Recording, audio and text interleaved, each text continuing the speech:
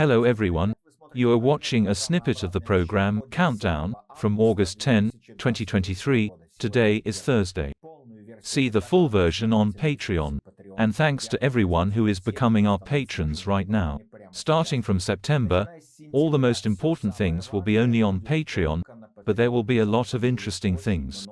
So subscribe. And I'm moving on to the main topic. In the Tiva region alone, more than 615 million rubles have recently been paid to the relatives of the dead Ch-mobiks. And happiness was so possible, but then the ruble began to stiffen. The fall of the ruble was predicted long ago, but the schemers held the course for as long as Putin demanded. And now the goal has been achieved. The currency from the pockets of the population was practically raked clean, and even Siluanov, with a sadistic grin, said that it no longer makes sense to support the numbing ruble. The central bank confirmed that they do not plan to carry out any interventions in the foreign exchange market. The head of the central bank, Elvira Nabialina, declared, "For us, any exchange rate is acceptable," and stated that there were no plans to reverse the ruble exchange rate. According to her, the floating exchange rate of the ruble is a boon for the economy, allowing it to better survive external shocks and changes. So, furry people get ready for a price shock as the wooden one sinks deeper and deeper. On Wednesday, the dollar was given 98 rubles, for the euro already 107, and this is not the limit. Bloomberg has already included the ruble in the top 3 worst currencies in emerging markets. And in the market of interbank lending in foreign currency, there was a full-fledged collapse. On August 8, the rate for placing dollars through repo transactions at the Moscow exchange jumped to 33% per annum. This is how much banks and other market participants were willing to pay to take a short-term loan in a dying dollar. The cave economy, for the first time at least in the 21st century, lives with a trade deficit. And while the economic confusion continues to sink, investors from officially friendly countries staged a sell-off of shares in Russian companies. Friendship is friendship, but no one wants to lose money. In July 2023, friendly, non-residents got rid of Russian securities worth 10.4 billion rubles. The government of the cave was betting on the digital ruble, but it seems that this project was too overpriced. According to VCM, 58% of respondents said they did not plan to use it, and less than a third of Russians showed at least some interest in the new form of currency. Speaking about the goals of introducing the digital ruble, Russians more often spoke about the prospect of their finances being under state supervision.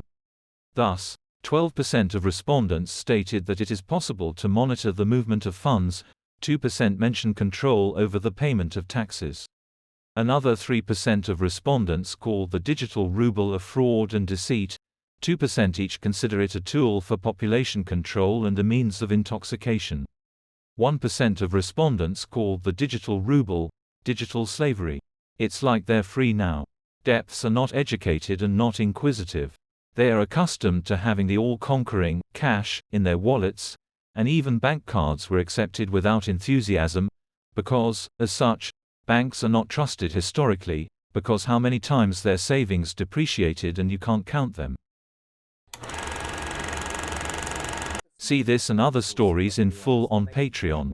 Become our patrons now and look further in this program. Ukraine begins the evacuation of residents of the frontline districts of the Kharkov region, where the Russian army suddenly went on the offensive. Soon a year and a half has passed since the start of the rashist invasion, and Putin is demanding clear successes at the front. After yesterday's explosion at a factory in Sergiev Posad, the cave goes into routine alarm mode. Tonight, one drone was destroyed in the sky over the Kaluga region, the second over the Odintsovo district of the Moscow region. In Domodedovo, where something slammed and caught fire, the landing of 20 flights was postponed, and in Viennakovo. The day before, Shoigu accused Poland of intending to seize the western part of Ukraine, which would allegedly pose a threat to Russia. The rhetoric of recent days leaves no doubt.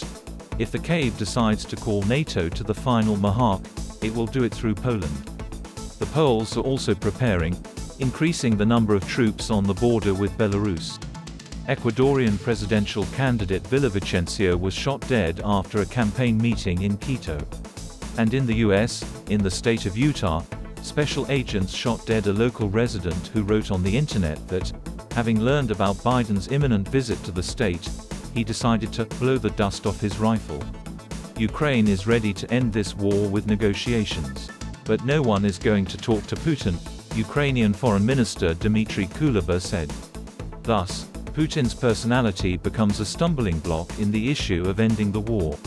The statement of one of the founders of Yandex Arkady Volozh that he is categorically against the war with Ukraine marks a break in relations between the cave towers. Observers predict that Yandex could be a Pyrrhic and final victory for the Kovalchuks. And that is all. From September, the main thing will be only on Patreon. Subscribe and watch Sotnik-TV. I hugged everyone. I'll meet you tomorrow on Friday Live. Glory to Ukraine.